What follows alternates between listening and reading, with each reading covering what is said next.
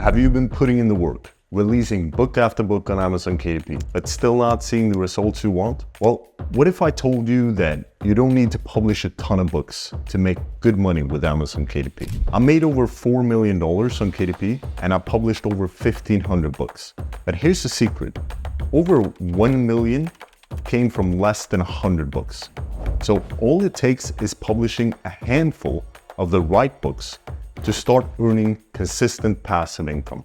So in this video, I'll show you the mistakes I made that ended up wasting my time and money, and what to focus on to create books that will actually sell. And I'll share 5 key lessons that will help you build a sustainable KDP business. But before I show you the first mistake I made, you need to know a new mistake a lot of publishers are making that could end up ruining their long-term sales, so you don't end up falling in the same trap. Writing a book takes a lot of work, but can't you just use AI to make it all super fast? Yes, but that can be a mistake. If someone blindly relies on AI to do all the heavy lifting, it's going to write stuff that isn't as good as a human-written book. So use it to assist you, but don't make it do all the work for you. My 1,500 books were all written by writers because I don't think that AI is at a point where it can see the nuances enough yet, but more on that later. Let's start by going over the lessons I've learned from these 9 years of publishing books on Amazon KDP. So let's go back to 2017. I noticed something interesting in a niche I was keeping an eye on. The average book in that niche had a rating below 4 stars, which you might know isn't ideal since books that sell well over time tend to have a rating of at least 4.2 stars. So readers were clearly not getting their needs met, and I knew it was an opportunity, but at the same time, I knew it wasn't a safe bet. So many publishers, they will think that simply finding an untapped niche or publishing in a niche where books aren't performing well enough is enough to guarantee success. But doing that without the other stuff I will talk about in this video is like walking into gold rush where people are striking gold while others are barely finding anything. There's definitely gold in the ground, but just because a few are hitting it big doesn't mean that you can show up like the majority and expect the same results as those who strike gold. You want the right tools, a better strategy, and to dig in the right spot. What if instead of jumping into a niche blindly, you could find out exactly why the books in that niche weren't succeeding? Imagine knowing what readers in that niche were missing and how you could step in and offer something they couldn't resist. So I took my time. I researched deeply, I bought educational material outside of Amazon, and I hired experienced professionals. I didn't rush to just publish anything. Instead, I made sure my book filled a gap that readers were looking for. And what happened? My book became the first book in that niche to consistently receive 4- and 5-star reviews. After carefully sharpening the axe, as Abe Lincoln would say, the book took off.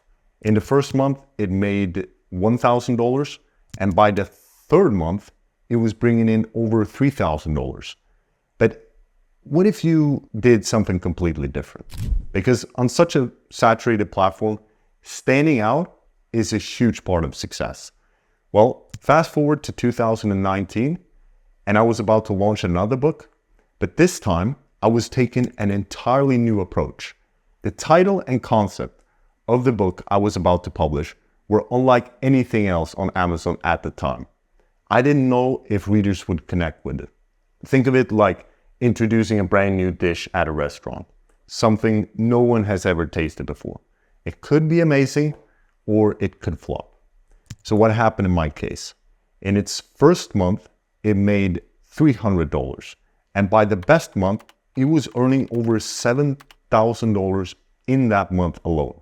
The lesson here is that when you're trying something new, don't just aim to stand out. Make sure your unique idea fills a need that people might not even realize they have yet. In my case, I was able to verify that my unique idea had a big possibility to succeed by validating it outside of Amazon. So do your research, trust your instinct, and be patient. Sometimes the best ideas take time to catch on. So these two successful books, they taught me a crucial lesson. Success with Amazon KDP isn't just about hitting the right keywords or using certain marketing tactics. It's about giving the readers exactly what they want, sometimes before they even know they want it. But even with these two lessons, there's still something a lot of publishers do that can completely wreck their publishing business. So let's say you published what you think is a great book, but it doesn't get the sales you think it deserves. This has happened to me more times than I can count. It must be the algorithm's fault, right? This is what a lot of publishers have thought, and they get into dangerous territory when they think they need to game the algorithm. So they might do things like stuff a bunch of keywords everywhere or get an unnatural amount of reviews in a risky way, etc. But here's the tricky part. Amazon's algorithm is incredibly smart, and it's designed to recognize when someone is trying to manipulate the system. So instead of chasing the algorithm, what if you could position your book in a way where the algorithm wants to promote it? Imagine you've set up a donut shop, but no one is buying. You're confused because you see people walking by your shop, happily eating donuts, but not from your store. That's when it hits you. Your sign says broccoli. People want donuts, but your sign isn't telling them that that's what you're selling. It doesn't matter how good your donuts are. If your sign is wrong, people won't buy it. So think of the algorithm as a customer. Its job is to help readers find exactly what they're looking for. When you make it easy for the algorithm to see that your book is the best fit for a certain reader, it will naturally promote your book.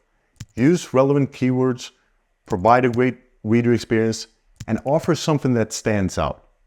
The better your book aligns with the reader expectations or even exceeds the expectations, the more the algorithm will push it forward. Although no one knows the exact formula, here's what we do know. The algorithm rewards books that are performing well. It looks at things like click-through rates, conversion rates, reader retention, and sales performance. But remember, Amazon is a business, and just like any business, its goal is to generate long-term revenue for its shareholders.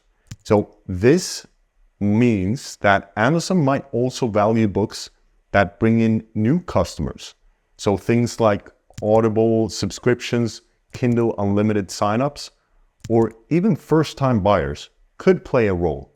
The more value your book provides to Amazon in the bigger picture, the more likely the algorithm is to promote it. So just like a donut shop, the clearer your message and the more it aligns with what the customer is looking for, the better. So remember the word relevancy whenever you're working with keywords or Amazon ads, etc. The relevancy of your keywords will affect the conversion rate of your book, which we mentioned was one factor that the algorithm looks at. But without getting too technical, let's now discuss a harsh truth that many self-publishers aren't willing to face. We currently have more books being published on Amazon than ever before, and readers are getting spoiled for choice. They expect more. If we now know that reader engagement plays a role in the algorithm, then it makes sense that the better our book, the better the engagement will be. Yes, but not necessarily. Oh no, I thought you weren't going to go technical on me, Peter. Don't worry, I got you. Just follow along. Imagine a book that jumps from one topic to the next, like a tourist without a map. Readers get confused, lost, and eventually give up because they can't follow the flow. It's like listening to your uncle's long never-ending stories at Thanksgiving, a little bit all over the place, and you might be tuning out here and there. So what do? We nail the content. Keep it organized, clear, and to the point, so your readers stay from start to finish. Now picture someone trying to assemble an IKEA shelf without instructions. Or imagine walking through a room with stuff scattered everywhere, so you keep tripping. If readers of your book run into different fonts, uneven spacing, or paragraphs that run into each other, it's going to give a similar feeling. So what do? We ensure professional formatting so our book is easy to read and keeps the readers happy. Now let me ask you another question. What is the first thing someone sees on a dating site? It's the picture, right? So what is the first thing you think our potential readers will see when it comes to our book? If our book covers look like they were thrown together in 2 minutes, our books might as well be swiping left on themselves. So what do? We make our book covers well designed so they stand out. Because when it comes to books, people will judge it based on their covers. Now, some ladies will say, but I'm willing to overlook a bad profile picture if I see that the man has a great title.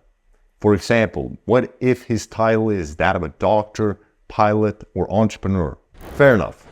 Book titles matter. You've got one chance to use your book title to get people's attention.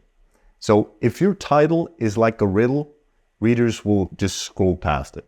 No matter how charming someone might be, if their job title was something confusing like happiness engineer, you might be left wondering, what does that even mean? You want them to think, that sounds interesting. And yes, you might fall into the trap of thinking that your clever title will make people stop, just like some daters might stop and find the title happiness engineer endearing. But if the overall target audience won't be like those outliers, then it will hurt your click-through rate and your book will drop in the rankings. So the lesson here is to make an engaging title and subtitle that is clear, compelling, and makes the majority of your target readers stop and actually click. Now let's imagine these daters finally meet. The picture's good, the title is impressive, but on the first date, one of them shares their entire life story. I mean, every detail, their dental history, every ex they've ever had, and the exact number of pets they've owned. It's overwhelming, right? There's no room for mystery, no excitement. If your book description gives away every single feature or reads like a tax return, your readers might just file it under nevermind. You need to hook them, make them curious, and leave them wanting more. So craft a strong book description that's concise, easy to understand, and intriguing enough to make readers want to buy. Let's check back on our romantic duo. Now imagine the person is charming, tells a great story, and has the other person hooked. But then the other person realizes that the other one is wearing pajamas and flip-flops. The presentation is off, and suddenly the magic is gone. It's the same with your book. You could have the best content and description, but the presentation is what takes it to the next level. You wouldn't expect a 5-star meal served on a paper plate. So when you use A+ content, ensure it gives your book the professional touch that makes it stand out. Just like Gordon Ramsay's dishes minus the yelling. So what's the overall lesson here? It's not either or, it's both. Both the quality and the presentation plays a role in the success of the book. Here's why. Imagine this. Readers pick up your book, they enjoy it and leave 5-star reviews. Those 5-star reviews create more trust and authority for your book, which leads to more sales, which in turn boosts your book's ranking in the algorithm. Now picture this. Readers finish your book and follow your author profile. The algorithm sees this engagement and take notes. Soon, Amazon might even send out new from this author emails, to your followers, helping to promote your next book without lifting a finger.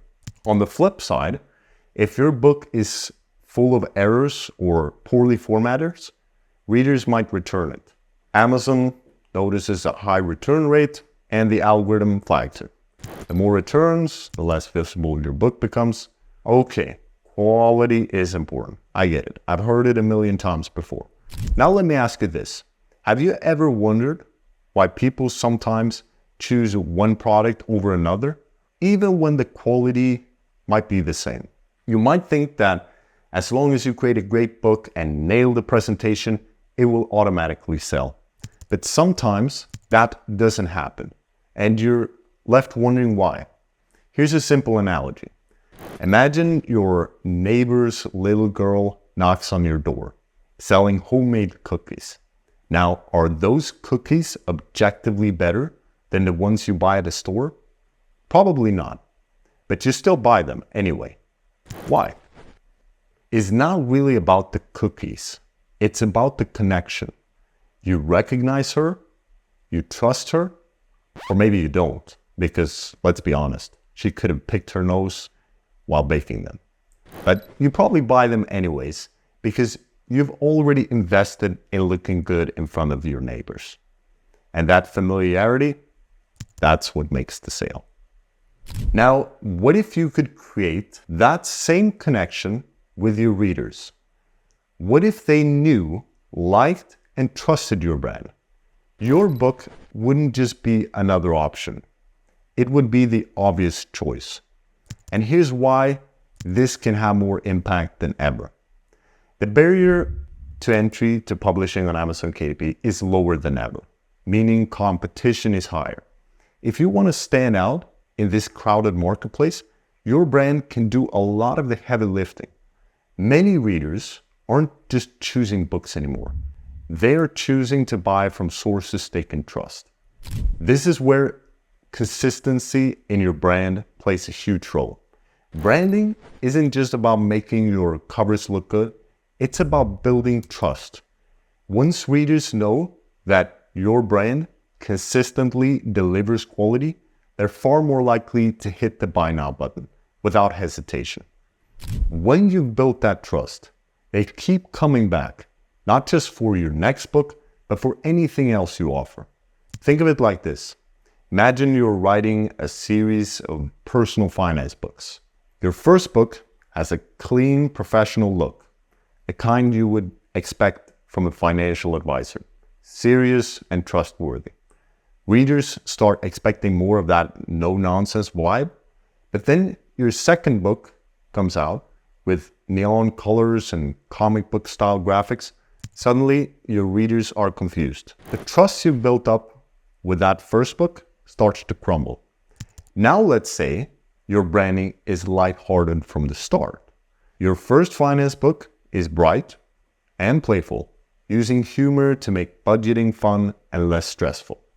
When readers pick up your next book, they're expecting more of that same fun, approachable tone. This kind of consistency builds trust over time, and readers will continue to buy from you because they know exactly what they're getting. So here's the key takeaway. Your brand is a promise to your readers. It's not just about how your books look, it's about delivering the same quality and experience across everything you do. Once readers trust that you'll meet their expectations every time, they're far more likely to choose your book over the competition. In the Branding Mastery module inside Driven Publishers Elite, we go deep into how to build a long-term brand that grows your sales. But here's a quick tip. Think of your brand as a promise. Every cover, every book, and interaction you have with your readers should reflect that promise. When readers know what to expect from you and you consistently deliver, they are going to keep coming back for more. So you got a high quality book with great presentation and the branding is on point. But will that be enough to succeed on Amazon KDP? Here's the harsh truth. Missing what I'm about to talk about next is like throwing a party and forgetting to send out the invites. You can have a great book, well written and designed, beautifully presented, yet no one is buying it. You're frustrated because it's sitting there unnoticed. It feels like you're doing everything right, yet the results just aren't showing up. The issue is likely not your book, is that people aren't finding it. Without traffic, your book is like a shop with no customers. It might be fantastic both inside and outside, but if no one is walking on the street of your shop, you're not going to make any sales. There are two types of traffic to focus on. We got internal, from within Amazon's ecosystem, and external, from sources like social media or email lists. Imagine you knew how to master both types of traffic. You'd not only get those quick wins from internal traffic, so Amazon's algorithms and ads, but you'd also build up external traffic that consistently drives readers to your book, even if Amazon's algorithm changes. Because if you're running a store, what happens if they decide to do construction on the main road that is leading to your shop? Building your external traffic sources can give you extra safety and stability. But let's start with internal traffic, Amazon's built-in ecosystem. This is the quickest path to get your books in front of readers. Imagine your book is in the right niche, but no one is finding it because you're using the wrong keywords. By adding keywords to your listing on Amazon, you're helping Amazon to show your books to the right audience. You want to add it naturally though, and not overdo it. So the key places to add keywords are in the title and subtitle, description, and Amazon ads. There are many tools out there that can help you identify the right keywords.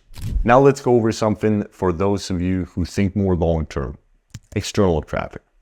Now, some fiction publishers will use Facebook ads to promote a book in their series, and once readers are hooked on book one, they keep coming back for the rest. If you've got a lead magnet inside your book, you can also start building your email list, driving traffic back to your next release. For nonfiction publishers, I'd argue that it's better to focus on getting people on an email list instead of driving outside traffic directly to Amazon.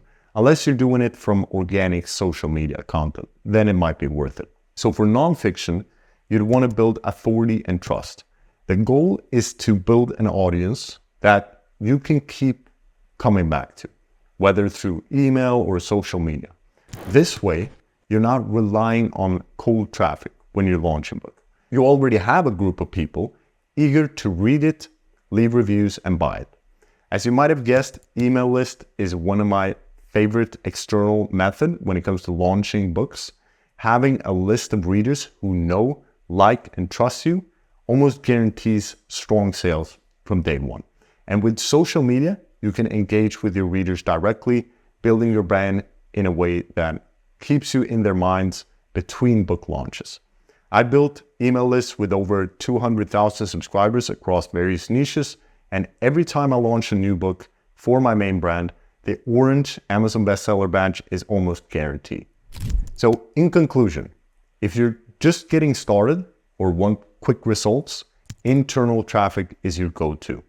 Focus on optimizing your metadata, running Amazon ads, and letting Amazon's ecosystem do the heavy lifting. But if you're thinking long-term and want to build a sustainable brand, external traffic through social media and email lists is something I'd be looking into.